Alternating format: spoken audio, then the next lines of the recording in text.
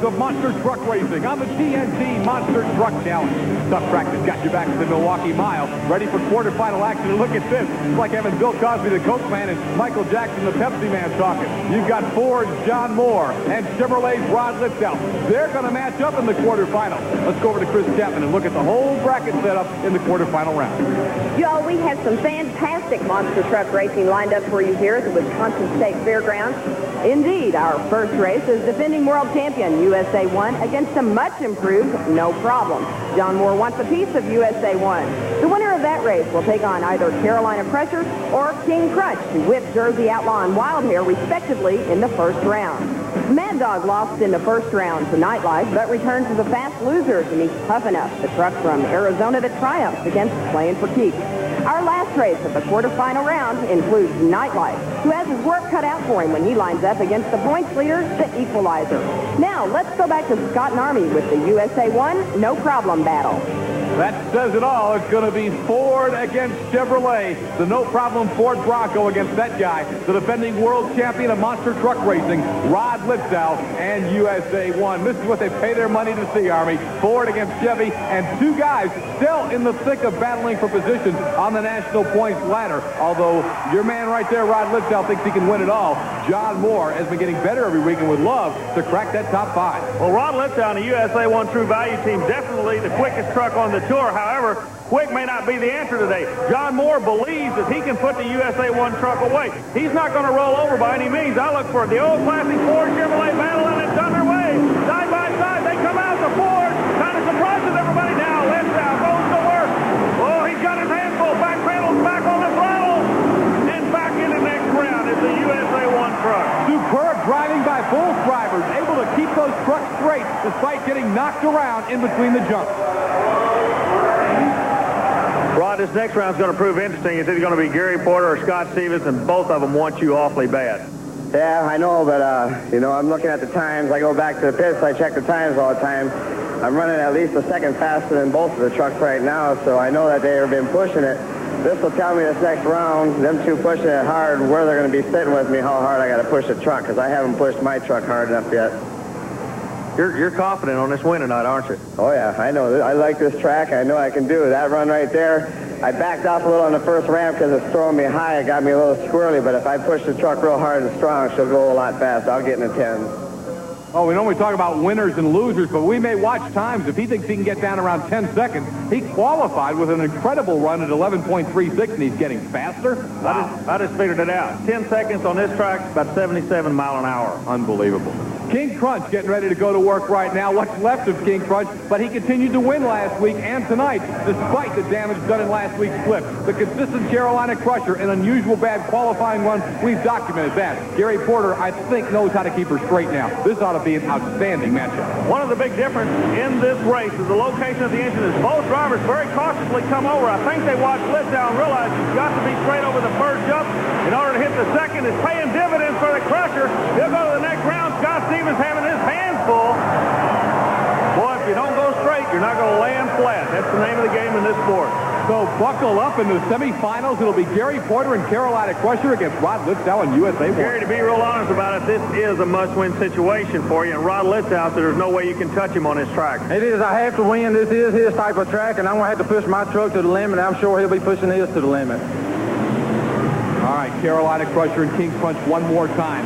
Gary Porter really took advantage on that first set of cars, came off well, and won the race here. Well, Porter's chassis is actually working. Even though the truck is yawing to the left in the air, Scott Stevens was just bouncing all over. Porter definitely knows what he has to do if he's going to win the championship. It may come down to the next round. However, who's coming to the starting line now, Scott? Mad Dog is coming back as a fast loser to take on Pablo Cruz's Toughen Up. There you see Pablo. He's in the orange truck. It'll be closest to you and on the left-hand side of the screen from our end zone shot. And the right-hand side, obviously, is Mad Dog John Breen. They pull up to the starting line, ready to go, side by side. You talked about it earlier in the show. Ford and Chevrolet. John Breen been around the game a long time. Cruz needs a new kid on the block. Breen teaching the kid a lesson right now, but the kid's not giving up. He's coming back on him. Now Breen close to the wall. I can't tell. Both drivers in mid-range were in trouble. I cannot tell who won that race. Too close to call, and You talk about using up the entire racetrack. Those guys were all over each side of the track. Army, let's look at him again. It looks like Mad Dog is headed for the wall. I'm trying to figure out what caused it. They both came over in a good attitude, and then one went left, one went right. Then they came together after the second jump. And I'm still in the dark as who won the race. We'll have to go to the replay on that. From my viewpoint, it was a toss-up. Mad Dog, by just inches, gets the victory over Pablo Cruz's Tough Enough. What a race. John Bream, you just put the Phoenix Ford away by 300ths of a second, but we noticed you got banged around real bad up in that truck. Yeah, I did. I started out, I went over the first hump a little hard, then I shot over the second one, then I got really crooked. I thought I was going to hit the wall, and I seen that he was having a little trouble, so I just laid right into it, you know, and when it come down, he hit sideways and hit my head on the roll cage like to knock me out. It's a pretty rough run. It's a long course, it's fast, and there's no margin for error whatsoever. John Bream's Mad Dog joins Carolina Crusher Gary Porter, USA 1 Rod Lipsdow as 3 of the final 4. The final semifinalist is about to be determined. It'll be either that guy, Dave Wysork in Nightlife, or the national points leader, Equalizer, and David Moore.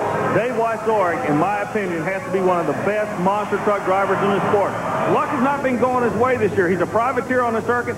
He's always running strong, and the Equalizer knows that. The Equalizer will not be able to backpedal at all. Look at this. He's taking that Nightlife serious. He's going out as hard as he can in the left lane. He knows the Nightlife historically comes on the finish line. Not to be the case tonight. The Equalizer is going to be one of your final 4, Scott. I have to be impressed with the way David Morris and the Equalizer stayed straight in between the 2 sets of cars. If you can keep the momentum up as he did and keep the truck straight, you're going to get a very fast time on this course. And you see David did just that. Just a little wiggle in between the cars. Equalizer is running strong tonight, trying to add to that national points lead. Few of the 2 big matchups. Army? Well, we're down to 4 vehicles right now, and listen to this lineup. 3 of the top 4 in the battle royal for the national championship. The pairings are going to be as follows. USA 1, Rod Lipsdow says he loves this track. He's going against the Carolina Crusher. Now, if anybody out of the 4 I'm talking about is under pressure, it's got to be Gary Porter with that Carolina Crusher. This is a must-win for him. Lipsdow says he can't do it. The other pairing we're going to be seeing will be the Equalizer. This rookie out of Tennessee, your national point leader, he goes up against the old veteran, John Bream. Now, Bream's been working awfully hard to get the right combination. He believes he has it tonight and can put the rookie away. Let's see who's going to advance to the finals right now. Because of early problems this year, Army, you know, USA 1 still has so many points to make up. He's got to be considered a long shot to win the national championship. But boy, can he take a major step right here. He's got a chance to beat Carolina Crusher head-to-head, and then he may face Equalizer. Were he to get by Crusher here, he could beat both of the 2 in front of him head-to-head if he's on his game today. Throughout the rest of the year, every run is an important run because of the point structure, as you were saying. And Lipsdow, with that sponsorship, he's got to make a good show for the True Value Hardware people to win the fans over to his side, and he's doing a good job of it. He won't quit. It's the side. Look at this. It's going to be good. Who's got the most horsepower of the right gear? USA, which is like a big 747 when he set that rascal down. You're right. He looks like an airplane, and he flat put Carolina Crusher away. Rod Lipsdow, confident, cocky, and backing it up in USA 1. Here he is with Army. Boy, each round gets wilder now. Porter knew that this was your kind of track, but the deck was stacked against him. He came after you anyway on your own turf. Yeah, I don't know how much, that truck does run pretty good, but see, my gearing, the way it's geared up, I have a real high top end, I can hit close to 80 miles an hour with this truck, and he's probably running a lot slower, so what he's probably hoping on is if I make one bad move down the track, but that time there, everything hooked up so nice, maybe I got my 10-second in that one. Could be. We're going to see you in the final. And ladies and gentlemen, I want to remind you of something, a little trivia here. The Guinness Book of World Record for car jumps is 9 cars. This guy just cleared 12. And Army, he could have cleared more than 12. We want to look at it one more time. USA 1 on the left-hand side of your screen. Gary Porter's Carolina Crusher is on the right. You see that silver flag, significant of a Tough Trax win, flying on the back of the USA 1. Watch him over. Not only did he clear those 12, I think he could have cleared a couple more. Well, they put a measuring tape on it and really